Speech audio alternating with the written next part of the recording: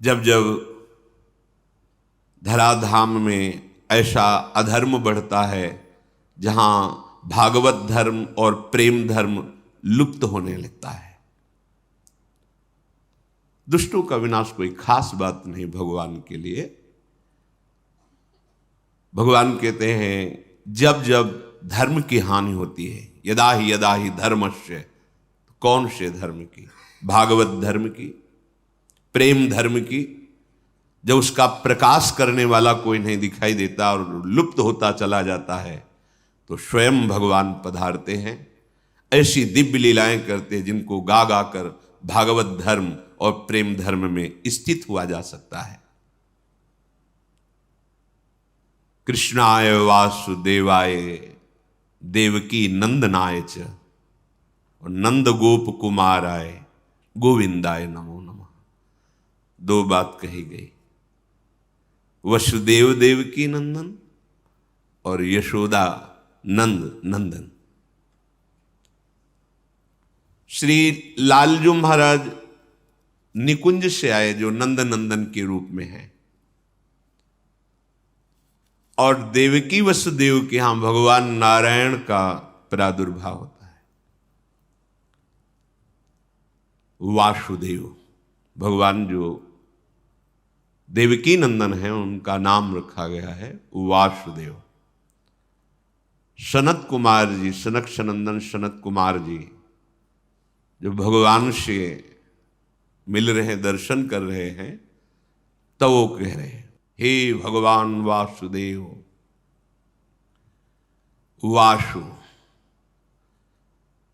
समस्त ब्रह्मांड जिनके एक रोमकूप में वास करता है, ऐसे अनंत ब्रह्मांड जिनके रोमकूपों में वास करते हैं। वासु सर्वनिवासश्च विश्वान यशु लोमशु तस्य देवः परम ब्रह्म वासुदेव इति रीता।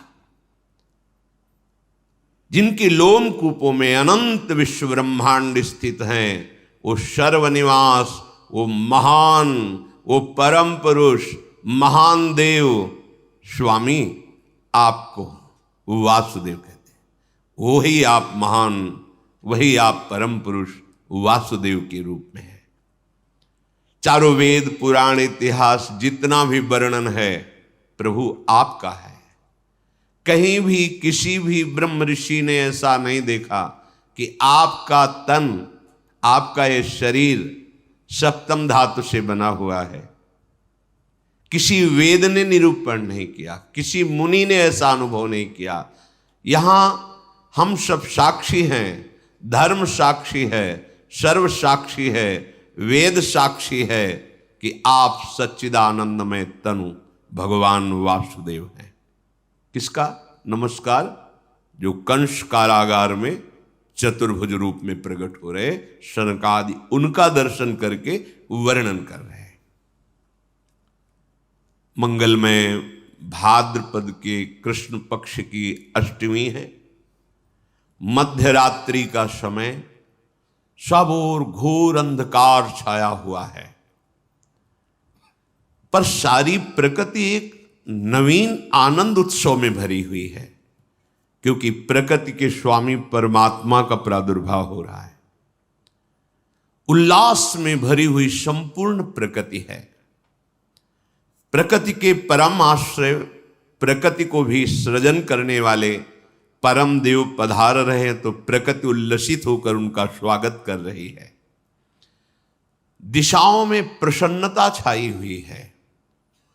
यद्यपि बहुत ही आसुरी प्रवृत्ति का बोलबाला है, एक से एक बड़े भयंकर असुर प्रकृति के अधिकार संपन्न जन हैं। भौमासुर, बड़े बड़े जरासंध, कितने कितने ऐसे, और कंस के तो बल से प्रभावित होकर अपनी पुत्रियों का ब्याह जरासंध ने किया था। महान बलि जरासंध। सब तरफ दुख, क्लेश, अशांति फैली हुई है, पर प्रभु का अवतार हो रहा है तो इस समय आनंद ही आनंद छाया हुआ है। स्वयं नदियों का जल निर्मल हो गया। सरोवरों में रात्रि में ही कमल खिल उठे। वृक्षों की शाखाएं बिना ऋतु के पुष्प और फल से संपन्न हो गई। जो भजन करने वाले यत्र तत्र साधु महात्मा हैं, उनको एक अलौकिक आनंद की अनुभूति हो रही है, क्योंकि उनके प्राणाराध्य प्रकट हो रहे हैं। वायु सेवा कर रही है, शीतल मंद सुगंध प्रवाहित हो रही है। देवताओं की दुंदुभियां बिना बजाए अपने आप बजने लगी, क्योंकि सर्वलोक महेश्वर का प्रादुर्भाव हो रहा है। गंधर्व किन्नर एक अलौकिक प्रेरणा से गान कर रहे हैं, नृत्य कर रहे हैं। रात्रि के समय सिद्ध चारण, बड़े बड़े पदाधिकारी लोक के लोकपाल जो ईश्वर कोटि के हैं, सब स्तवन कर रहे हैं। एक अद्भुत जो समाधि में आनंद प्राप्त होता है महत योगी जनों को, आज सबको स्वाभाविक एक शीतलता, शांति, एकाग्रता, परमानंद की अनुभूति हो रही, क्योंकि भगवान का प्रादुर्भाव हो रहा है। अनंत सूर्य, अनंत चंद्रमाओं जैसा जहां कंस का कड़ा पहरा है, राक्षसी स्वभाव के मायावी द्वारपाल हैं, जो कोई सूक्ष्म रूप धर के भी आ जा नहीं सकता है, ऐसे मायावी हैं कंस के पास, जो उस समय वर्तमान में द्वारपाल लगे हुए हैं, क्योंकि उसको भय ये आखिरी संतान है, यही मेरी मृत्यु का कारण होगी, बहुत सावधान है। जैसे अनंत सूर्य चंद्र एक साथ प्रकाशित हो गए हों, ऐसे मथुरा में कंस कारागार में दिव्य प्रकाश प्रकट हुआ। देखा शंख चक्र गदा पद्म धारण किए हुए चतुर्भुज, विशाल नयन, वक्षास्थल पर दिव्य श्रीवत्स चिन्ह, भृगुलता, भृगु जी के चरण चिन्ह, रत्नहार धारण किए, विविध आभूषण, दिव्य कांति, किरीट मुकुट कुंडलधारी, अंग अंग से सौंदर्य और ऐश्वर्य टपक रहा है। सौंदर्य और ऐश्वर्य अंग अंग से, ऐसा दिव्य अद्भुत रूप देखकर वसुदेव देवकी कितने कष्ट में थे। विचार कीजिए, कितने कष्ट। ऐसे दुष्ट स्वभाव के शासक, और उसको भय है कि इनसे संतान जो होगी वो मेरी मृत्यु का कारण, बड़ा कष्टमय जीवन, घोर अंधकार में जेल में हथकड़ी बेड़ी पड़ी हुई। हमें थोड़ा कष्ट होता है हम भगवान को शिकायत करने, ये इतने महान तप संपन्न है कि भगवान की पिता होने का सौभाग्य, पर कैसा कष्ट है, घोर पहरा है। उस अंधकार में ऐसे तेजोमय रूप को देखकर अद्भुत आनंद वसुदेव और देवकी जी को हुआ। भगवान प्रकट होकर उन्हें अभय वचन दे, अब आप डरो मत, जहां मैं पधारता हूं वहां क्लेश परंपरा ही खत्म हो जाती है। तुम्हें याद कराने के लिए बता रहा हूं, तुमने पूर्व में हमारे को प्राप्त करने की तपस्या की है। भगवान के इशारे से उनको पूरा बोध हो रहा है। तुम कंस के भय से अधीर हो रहे हो। कंसादह मधीरधी, अब तुम्हें किसी से भयभीत होने की जरूरत नहीं। जो मुझे स्वीकार कर लेता है, जिसे मैं स्वीकार कर लेता हूं, काल का भी उसके ऊपर भय नहीं रहता। अब तुम प्रसन्न हो जाओ। देखते देखते भगवान चतुर्भुज रूप से अंतर्धान होकर बाल रूप हो गए, रुदन करने लगे। भगवान का वो बाल रूप द्विभुज, चतुर्भुज ऐश्वर्य रूप, द्विभुज बाल रूप देवकी की गोद में। अब तो देखकर बहुत ही अधीर हो गए, क्योंकि वात्सल्य उमड़ा तो ऐश्वर्य का विस्मरण हो गया। ऐश्वर्य रूप इसीलिए दिखाया कि तुम भय मत करो, मैं सर्वलोक महेश्वर भगवान हूं। पर जीव ही बाल रूप में इंद्र नीलमणि कांति स्वरूप, अब तो अधीर हो गए और रुदन करते हैं कि प्रभु, जहां ये सूर्य उदय हुआ, द्वारपालों ने बताया जाके तहां वो दुष्ट आएगा और आपको मार देगा। मैं बहुत अधीर हो रहा हूं प्रभु, मेरा ज्ञान कार्य ही नहीं कर रहा है, क्योंकि वात्सल्य, वात्सल्य के आगे ये सब नहीं चलता। भगवान का ऐश्वर्य भी वात्सल्य के आगे नहीं चलता। प्रभु मुझे आपकी रक्षा के लिए बहुत भय है। प्रभु ने कहा यद्यपि तुम्हें भयभीत नहीं होना चाहिए, पर आप वात्सल्य के कारण भयभीत हो रहे हो तो मुझे गोकुल पहुंचा दो और वहां मेरी महाशक्ति योग माया प्रकट हुई है, तुम उसको ले आओ, मुझे वहां पहुंचा दो, तुम निर्भय रहो। भगवान का शिशु रूप जो देवकी की गोद में था, कितना कष्ट। अखिल लोक आनंद सिंधु गोद में है, वो कह रहे मुझे अभी पहुंचा दो। वसुदेव जी की गोद में प्रभु को विराजमान करती है, हृदय में कितनी पीड़ा होगी। नवजात शिशु अभी आंखों से ओझल, जिसके दर्शन मात्र से परमा आह्लाद परम सुख, वो अभी जा रहा है। विचार करो, ये भगवदानंद कायर पुरुषों को प्राप्त नहीं होता, ये शूरवीरों को प्राप्त होता है, जो हर स्थिति में प्रभु की सुख का चिंतन करते हैं। अपने सुख दुख की तो परवाह ही नहीं जिसे, तभी साधु संग से भजन करते करते ऐसी स्थिति होती है। भगवान वसुदेव जी की अब गोद में है। वसुदेव जी भगवान की महिमा का स्मरण करते हैं, हृदय से लगाते हैं, तुम्हें कैसे दूर करूं, तुम्हें कैसे छोड़ के आऊं। इतना तो कष्ट भोगते रहे, अन्य पुत्रों का वध कर दिया गया, अब आनंद सिंधु आप मेरे हृदय से लगे, और वो भी अब हम ही आपको जाके छोड़ करके वापस आपको आए, पर आपके सुख के लिए हमें जाना पड़ेगा। पर जाऊं तो कैसे जाऊं? पैरों में बेड़ियां हैं, हाथों में हथकड़ी है, लोहे के बहुत मजबूत दरवाजे और शस्त्र धारण की हुई आसुरी स्वभाव वाले मायावी राक्षस वो द्वारपाल बने खड़े हैं, अत्यंत विषादग्रस्त हो रहे हैं। ऐसा सोचते ही देखा कि हथकड़ी और बेड़ियां टूटकर गिर गई। प्रसन्नता हुई, कदम आगे बढ़ाए तो देखा अपने आप दरवाजे खुल गए। बड़े विशाल लोह कपाट अपने आप खुल गए। जिसके छाती में अखिल लोकों के स्वामी प्रभु बाल रूप से विराजमान है, अब उसको कौन सा बंधन बांध सकता है? जो भगवान को अपने हृदय में चिंतन के द्वारा सदैव बसाए रखता है, उसको मोक्ष के लिए कोई प्रयास नहीं करना पड़ता, सारे बंधन अपने आप कट जाते हैं। इसलिए कई बार सत्संग में निवेदन किया है कि हमारी साधना का फल है अखंड स्मृति। हर समय प्रभु के चिंतन में रहते हुए जो भी व्यवहार कार्य है वो करें, कोई नहीं बांध सकता। जब तक प्रभु का स्मरण हृदय में नहीं है, तब हजारों लाखों साधनाएं कर लो, प्रयास कर लो, ये माया का बंधन खुलने वाला नहीं। माया की शाकलों से हाथ पैर गले सब बंधे हुए हैं।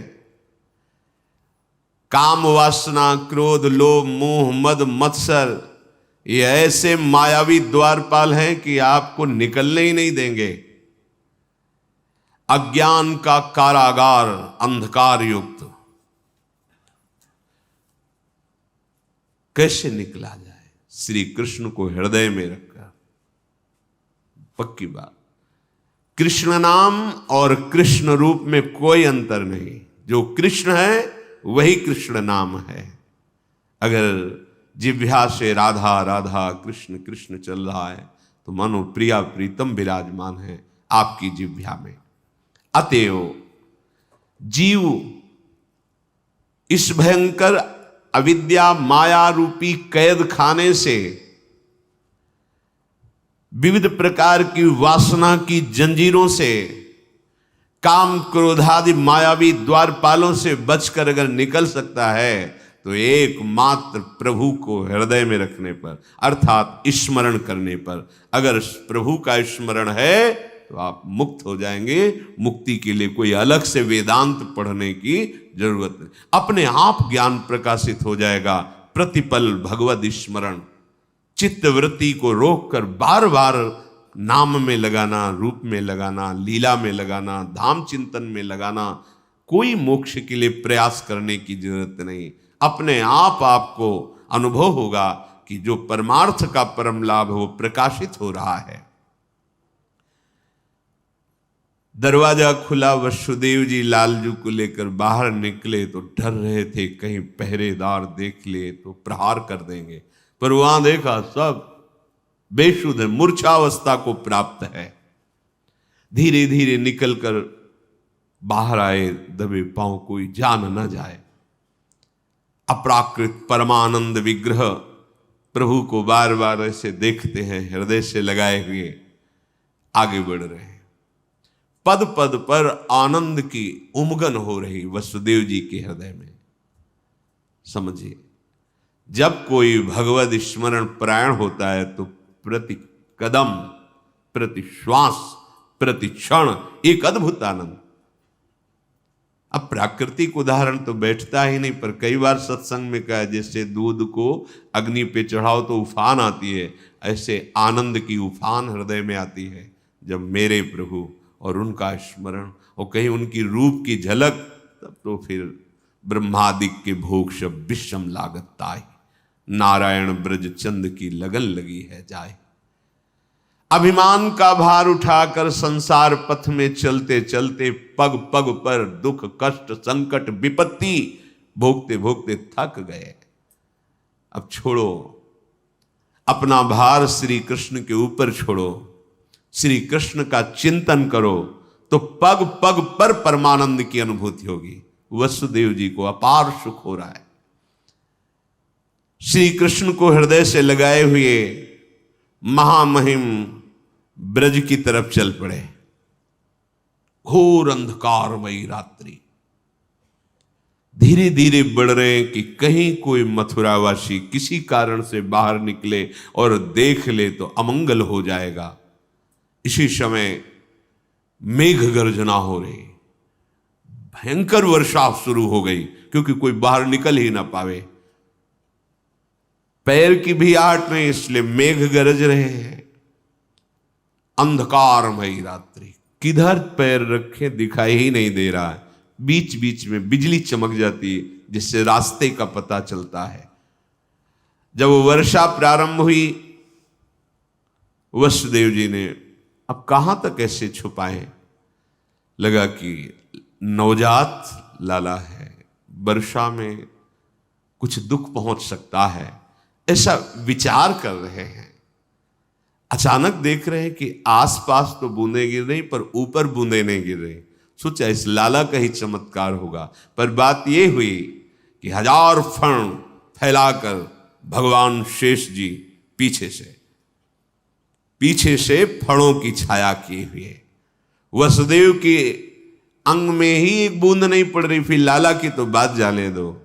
ये अनंत देव भगवान शंकरषण है, जो भगवान का ही दूसरा स्वरूप है, पर अनादि सिद्ध ये दासत्व भाव से है। प्राण प्यारे प्रभु की सेवा सदैव इनका जीवन है। क्षीर समुद्र में गौर वर्ण धारण किए हुए जब जब अवतार लेते तब भी गौर वर्ण होता है, चाहे लखन लाल के रूप में या बलराम के रूप में। भगवान की शैया बने रहते हैं, भगवान इन्हीं पर शयन करते हैं। सय्यासन परिधान पादुका छत्र चामरैहि किम्ना भूस्तस्य कृष्णस्य मूर्ति भेदैस्तु मूर्तिषु। ये भगवान अनंत हमारे प्रभु की पादुका बनते हैं, यही सैया बनते हैं, यही आसन बनते हैं, यही प्रभु के वस्त्र बनते हैं, यही छत्र चंवर विविध रूप धारण करके हमारे प्रभु श्री कृष्ण की सेवा करते हैं। भगवान शेष संकर्षण अनंत महिमा युक्त। वसुदेव जी को पता नहीं चल रहा कि हमारे पीछे भगवान अनंत सहस्त्र फण ऐसे फैलाए हुए चल रहे हैं। उनको लगा लाला का कोई चमत्कार है, बाहर तो बूंदें पड़ रही पर हमारे ऊपर ले, अब लाला को मस्तक पर धारण कर लिया। आगे बढ़े तो भारी समस्या यमुना जी, क्योंकि भादव का महीना है, बाढ़ पे यमुना जी चल रही है। एक क्षण रुके, अब क्या करूं, क्योंकि अथाह यमुना जी, और यमुना जी पहले से अधिक उल्लसित होकर बड़ी ऊंची ऊंची तरंगे, कोलाहल मच गया। यमुना जी प्रीतम पधार रहे हैं, यमुना जी उल्लसित हो रहे। वसुदेव जी देख रहे सैकड़ों भंवरे, सैकड़ों तरंगे ऐसी उछल रही जो भय प्रदान कर रही। ऐसे छोटे लाला को लेकर कैसे पार हो पाऊंगा? अगर रुकता हूं तो लौटने में प्रातःकाल सूर्य उदय हो जाएगा, कैसे क्या करूं? लाला को सुरक्षित पहुंचा, चलो हम अपने प्राण दे देंगे, जब तक लाला को हम बचा पाएंगे, उठाते चले जाएंगे, ऐसा भाव समझो। जब आप प्रभु प्राप्ति के लिए चलोगे तो ऐसा नहीं कि सहज मार्ग है आप निकल जाओगे, भयंकर बाधाएं खड़ी होती हैं। पर आपने यदि प्राण समर्पित कर दिया है तो कोई भी बाधा आपको परास्त नहीं कर सकती। जो इस भाव में रहता है कि मेरे प्रीतम सुखी हो और मुझे नरक मिल जाए, कोई परवाह नहीं। अगर प्रीतम को आनंद मिलता है कि मैं तड़पूं, कष्ट युक्त रहूं, तो वो कष्ट मेरे लिए हजारों सुख से बढ़कर है। वसुदेव जी ने निश्चय किया, अब ये जीवन प्रभु के लिए, क्या डरना। और यमुना जी में कदम रखा। यमुना जी और उल्लसित हो रही। प्रभु ने सोचा कि जब तक चरण स्पर्श नहीं होंगे इनका उल्लास बढ़ता जाएगा चरण स्पर्श के लिए। और जैसे जैसे वो जल में प्रवेश करते तैसे तैसे और ऊपर उठाते जा रहे हैं।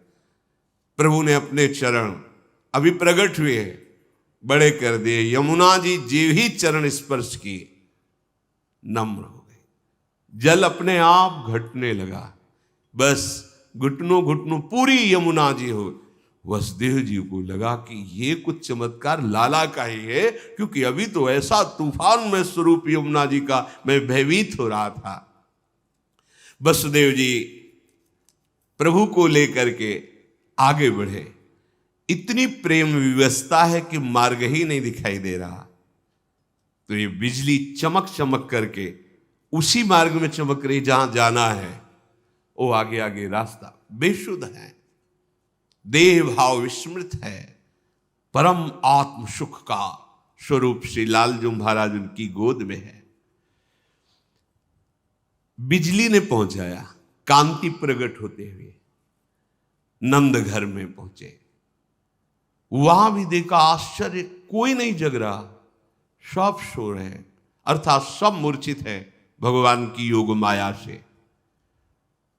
धीरे धीरे कोई जग न जाए, प्रभु को लिए हुए आगे पहुंचे। नंद भवन में पहुंचे, वही विकलता फिर प्रारंभ। ऐसे सुंदर शिशु को यहां विराजमान करके इनको छोड़ के जा, पर चलो इनका सुख हो, इनका मंगल हो। तो जब शिशु को पधराया तो उनकी दृष्टि थी, आदेश हुआ था कि वहां कन्या प्रकट हुई। तो देखा कि पार्श्व में कन्या है। कन्या पर दृष्टि जाते ही उनकी दृष्टि, क्योंकि वो योग माया है, वो ये नहीं देख पाए कि लाला में लाला समा गया। लाला पहले से विराजमान है यशोदा जी की पार्श्व में, और लाली, ये लाली योग माया है, और जो लाला है वो निकुंज से आए हुए लालजू महाराज। पर ये रहस्य वसुदेव जी ने भी नहीं जाना। कन्या को उठाया, फिर हृदय में दाह, क्योंकि प्रभु को छोड़कर जा रहे, हृदय में वियोग है, अब कब दर्शन होंगे आपके। ये बात किसी को पता नहीं है। धीरे धीरे कदम बढ़ाते हुए आए। जैसे आए वैसे ही मार्ग व्यवस्था होती गई। जे ही अंदर गए कपाट बंद, हथकड़ी बेड़ी लग गई, कन्या गोद में, पहरेदार जग गए। यहां भी किसी को होश नहीं नंदालय में। पर ये जो चतुर्भुज भगवान ऐश्वर्य में बाल रूप से आए, वो नंद बाबा के लाला में विलीन हुए। हरिवंश महाप्रभु कहते हैं, आनंद आज नंद के द्वार। कौन है नंद के यहां जिसका आनंद मनाया जा रहा है? बोले दास अनन्य भजन रस कारण प्रगटे लाल। और वहां ऐश्वर्य में भगवान, और यहां बिहारी जो वृंदावन में नित्य विहरण करते हैं प्रियाजू के साथ, इसी रस का पान कराने के लिए युगल सरकार पधारे। तो जो लालजू महाराज है वो नंद। आनंद आज नंद के द्वार प्रकट हो रहे। कौन? दास अनन्य भजन रस कारण। यहां परित्राणाय साधूनाम विनाशाय च दुष्कृताम देवकी नंदन भगवान पधार रहे हैं। और ये प्रेमी जनों को प्रेम पान कराने के लिए दास अनन्य अनन्य भजन रस कारण प्रगटे लाल मनो। इनके प्रकट होने का कारण क्या है?